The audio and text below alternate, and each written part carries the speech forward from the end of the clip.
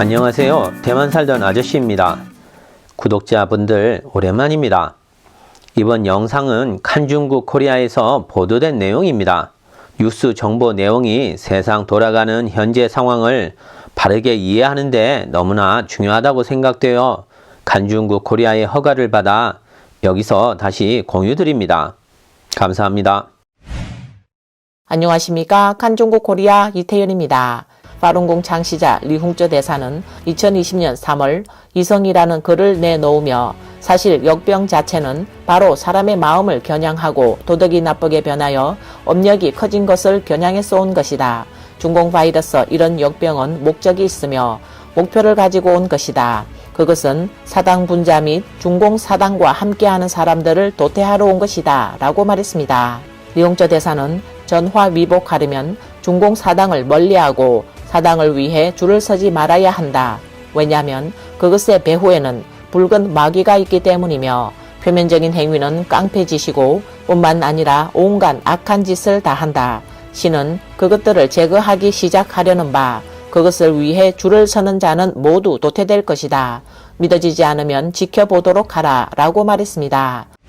안녕하십니까. 칸중국 코리아 이경옥입니다. 파룬궁 창시자 리홍쩌 대사는 중공은 3년 넘게 전염병을 은폐해왔으며 중국에서 전염병으로 4억 명이 사망했고 이번 전염병이 종식될 때까지 중국에서 총 5억 명이 사망할 것이라고 언급했습니다. 리 대사는 또한 지난번 사스가 발생했을 때 중국에서 2억 명이 사망했으며 몇 년 후 중공은 인구가 감소한 것을 발견하고 즉시 2자녀와 3자녀 정책을 도입, 자유화했다고 지적했습니다. 이와 관련해 일부 네티즌들은 3년 동안 4억 명이 사망하면 하루 평균 30만 명이 사망한 것이다. 전국에 2,000개가 넘는 현이 있으니 한 현에 150명 정도 사망했으며 한 현에 10개 이상의 향진과 100개 이상의 향촌이 있어서 별로 체감하지 못했을 것이라고 추정했습니다.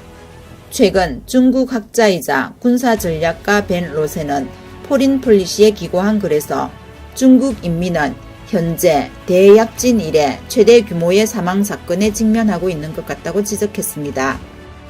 1월 16일 중국의 인구 문제를 오랫동안 연구한 중국계 인구 전문가 이푸세는 트위터에 베이징은 17일 오전 10시 중국 인구가 2022년부터 마이너스 성장이 시작됐다는 메가톤급 뉴스를 발표할 것이라는 글을 올렸습니다. 안녕하십니까. 칸중국 코리아 이태현입니다. 며칠 전 시사평론가 싱년타오는 칸중국의 상하이 공항국의 데이터베이스가 중국 전염병의 내막을 유출했다고 지적했습니다. 기사가 게시된 지 얼마 되지 않아 칸중국 웹사이트는 유례없는 해킹을 당했습니다. 상하이 공항국 데이터베이스 유출 사건은 2022년 7월 초 해킹돼 해커가 인터넷 범죄 카페에서 중국 주민 정보와 경찰 사건 데이터를 공개 판매한 대규모 개인 자료 유출 사건입니다.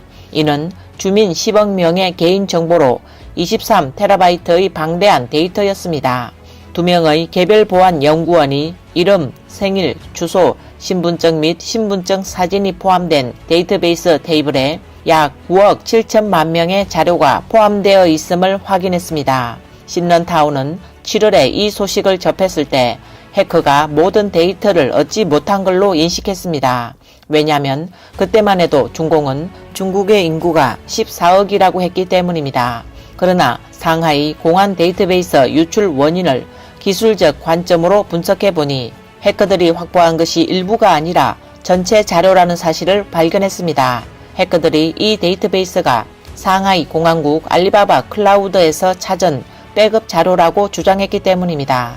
공항국 데이터베이스의 전국 인구는 약 10억 명으로 중공이 공식적으로 주장한 14억 2천만 명과 4억 명이 차이가 납니다. 그렇다면 이 4억 명은 어디로 갔을까요? 대답은 대규모 전염병으로 사망했다는 것이 합리적인 설명일 것입니다. 지난 몇 년 동안 모든 사람은 항상 중공의 제로 및 봉쇄 정책이 어리석고 사람과 돈을 낭비해 효율적이지 않다고 믿었습니다. 중공은 매번 대규모 인구 이동은 감염률이 높아질 것이라며 단지를 봉쇄했습니다. 사실 중공의 목적은 감염이 의심되는 구역을 봉쇄하고 사망자를 옮기는 수법으로 실제 사망자 수를 교활하게 은폐하는 것이었습니다. 봉쇄는 사망 소식을 차단할 수 있고 사람이 사망한 것이 아니라 이동한 것으로 보이게 해 실제 사망 수치를 더 효과적으로 숨길 수 있습니다. 또 사람과 사람의 지역사회 연결고리가 없어지면 사망 사실을 모를 수 있기 때문입니다. 이 상황은 몇 달 전 신장 관리들의 회의 중에 찍힌 동영상에서 한 관리가 봉쇄를 완전히 해야 사망자 수를 은폐할 수 있다라고 말하며 우리가 몇 명이 죽었다고 하면 사람들은 그대로 받아들일 수밖에 없다라고 말해 은폐의 증거가 됐습니다. 그리고 2022년 11월까지 전염병은 중국에서 더 큰 규모로 확산됐습니다. 중공의 제로 정책은 더 이상 사망자 수를 은폐할 수 없어 백지혁명을 이용하여 봉쇄를 풀었습니다. 또 그들은 중공이 인간 생명을 경시하는 것을 숨기기 위해 사회 집단 면역을 구실로 국민들이 대거 죽어가는 상황을 은폐한 것입니다. 씹는타운은 중공의 은폐로 실제 수치를 얻을 수 없지만 합리적으로 계산할 수 있다라고 말했습니다.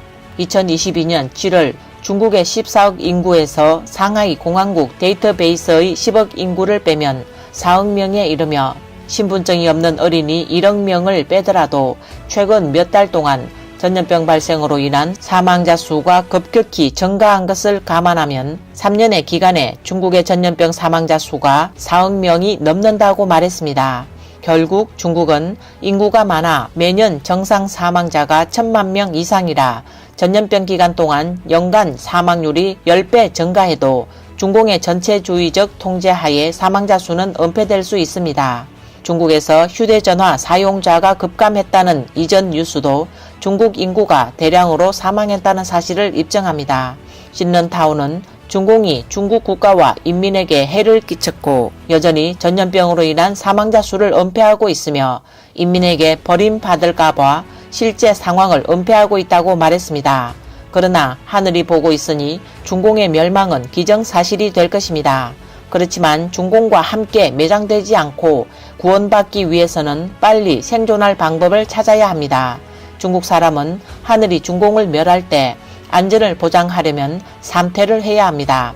큰 역병에 직면했으니 공산당, 공청단, 소선대를 탈퇴하는 웹사이트로 이동하여 가명으로 등록하고 조직에서 탈퇴하면 됩니다. 한 독자가 남긴 메시지입니다. 더 주목할 만한 것은 씹는타운은 기사, 공항국의 데이터베이스의 유출은 4억 명이 사망했음을 증명하는 것이다. 이 뉴스를 게시한 칸중국 웹사이트는 해커들의 집중 공격을 받았습니다. 이는 분명 중공의 아픈 부위를 건드렸기 때문일 것입니다. 이번 영상은 여기까지입니다.